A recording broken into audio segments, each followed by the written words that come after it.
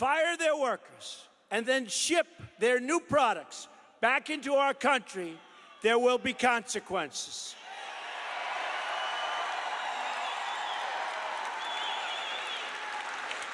That's what we have borders for. And by the way, aren't our borders getting extremely strong? Very strong.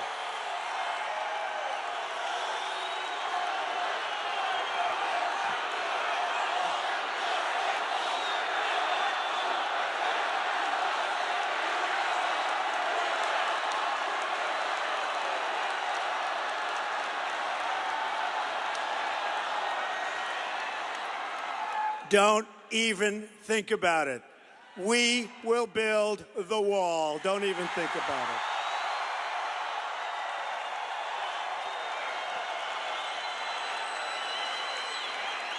it. In fact, as you probably read, we went out to bid.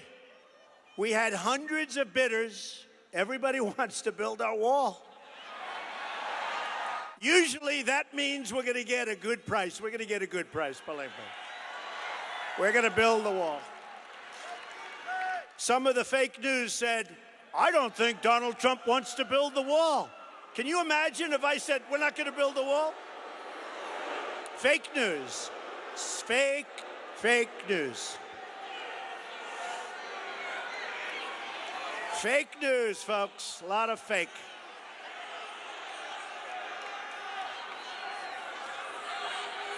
Now, the wall is way ahead of schedule in terms of where we are. It's under design, and you're going to see some very good things happening. But the border by itself right now is doing very well. It's becoming very strong. General Kelly has done a great job. General Kelly. My administration is also following through on our promise to secure, protect, and defend that border within our United States. Our southern border will be protected always. It will have the wall. Drugs will stop pouring in and poisoning our youth. And that will happen very, very soon. You're already seeing what's going on. The drugs are pouring into our country, folks. They are poisoning our youth and plenty of others. And we're going to stop it. We're not going to be playing games. Not going to be playing games. Following my executive action, and don't forget, we've only been here for like, what, 50 days? We've already experienced an unprecedented 40% reduction in illegal immigration on our southern border, 61% since Inauguration Day. 61%. Think of that.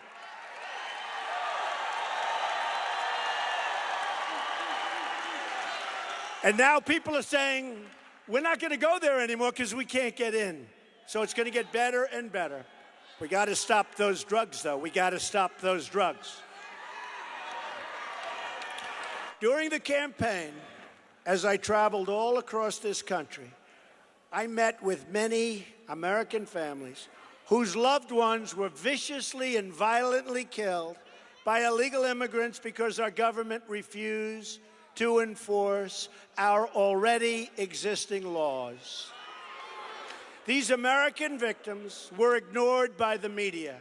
They were ignored by Washington. But they were not ignored by me, and they're not ignored by you, and they never will be ignored, certainly any longer. Not going to happen. As we speak, we are finding the drug dealers, the robbers, thieves, gang members, killers, and criminals preying on our citizens. One by one. You're reading about it, right? They're being thrown out of our country. They're being thrown into prisons, and we will not let them back in.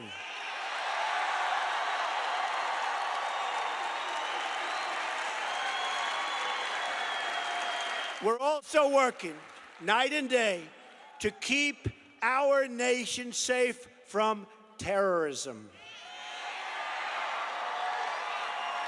We have seen the devastation from 9/11 to Boston to San Bernardino. Hundreds upon hundreds of people from outside our country have been convicted of terrorism-related offenses in the United States courts. Right now, we have investigations going on all over. Hundreds of refugees are under federal investigation for terrorism and related reasons. We have entire regions of the world destabilized by terrorism and ISIS. For this reason, I issued an executive order to temporarily suspend immigration from places where it cannot safely occur.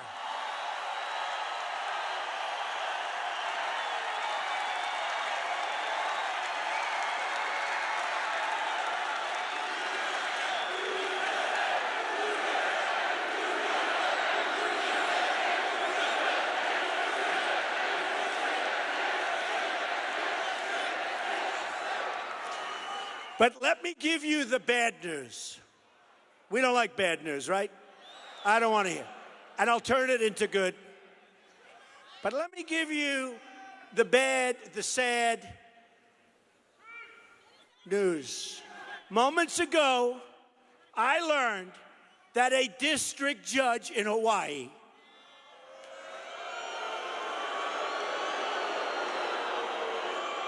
part of the much overturned Ninth Circuit Court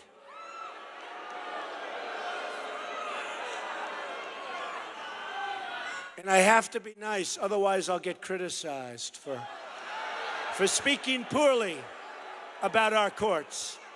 I'll be criticized by these people, among the most dishonest people in the world. I will be criticized.